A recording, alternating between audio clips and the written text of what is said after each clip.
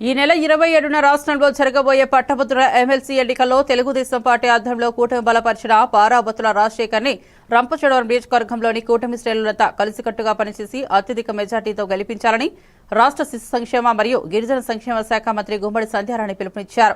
రంపచోడవరంలోని నియోజకవర్గ పరిధిలో ఉన్న 11 మండలాల కూటమి శ్రేణులతో నాయకులతోనూ ఎమ్మెల్సీ అభ్యర్థి రాజశేఖర్తో కలిసి సమీక్షా సమావేశం నిర్వహించారు. ఈ సందర్భంగా ఆమె మాట్లాడుతూ రాష్ట్రంలో ఉన్న అన్ని ప్రాంతాల్లో ఉంటున్న పట్టభద్రులంతా కూటమి అభ్యర్థిని బలపరిచే విధంగా ప్రతి ఒక్కరూ పనిచేయాలని పిలుపునిచ్చారు. అభ్యర్థి రాజశేఖర్ మాట్లాడుతూ ఎమ్మెల్సీగా గెలిచిన తర్వాత అత్యధిక సమయం రంపచోడవరం నియోజకవర్గానికి కేటాయిస్తానని హామీ ఇచ్చారు. 6 నెలల కాలంలోనే కూటమి ప్రభుత్వం ఎన్నికల్లో ఇచ్చిన విధంగా అనేక హామీలు నెరవేర్చిందని, ప్రస్తుత ఎన్నికల కోడ్ పూర్తయిన వెంటనే మిగిలిన హామీలు కూడా నెరవేర్చేందుకు రంగం సిద్ధం చేసినట్లు మంత్రి సంధ్యారాణి పేర్కొన్నారు. మా రంపచోడవరం నియోజకవర్గంలో ముఖ్య నాయకులతో మీటింగ్ ఏర్పాటు చేస్తున్నాం. ముఖ్యంగా రంపచోడవరంలో 4660 ఓట్లు ఉన్నాయి.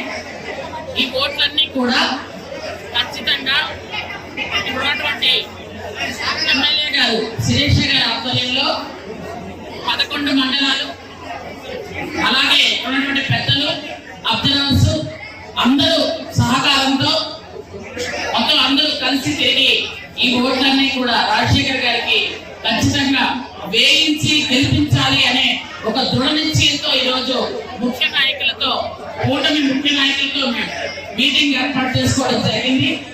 ముఖ్యంగా మన ఎన్నికలు జరగకముందే మన పట్టభద్రుల ఎమ్మెల్సీ ఎన్నికలు కానీ, టీచర్స్ ఎమ్మెల్సీ ఎన్నికలు కానీ మనం కైవసం చేసుకోవడం మీ అందరికీ తెలుసు.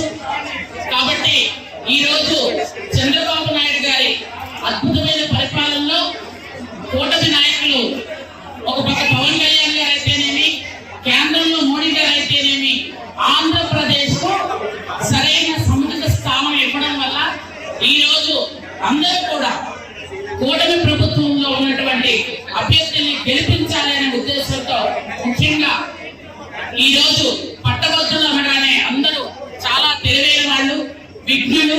ఖచ్చితంగా ఎవరైతే రాష్ట్రాన్ని అభివృద్ధి పదంలో నడిపిస్తారో వారికే ఓటు వేయాలి అని ఈ రోజు అనుకోవడం కూడా జరుగుతుంది. కాబట్టి ఖచ్చితంగా రాజశేఖర్ గారి గెలుపు తథ్యమని మీ అందరికీ మరొక్కసారి తెలియజేసుకుంటూ ఆయనకు ముందుగానే ఇక్కడ ఉన్నటువంటి మన రంపచోడవరం నియోజకవర్గం తరఫు నుంచి అరకు పార్లమెంట్ లో ఉన్నటువంటి ఏకైక నియోజకవర్గం ఈ రోజు పట్టభద్రుల ఎమ్మెల్సీ ఎన్నికలకి ఒక్క నియోజకవర్గమే ఉంది మాకు.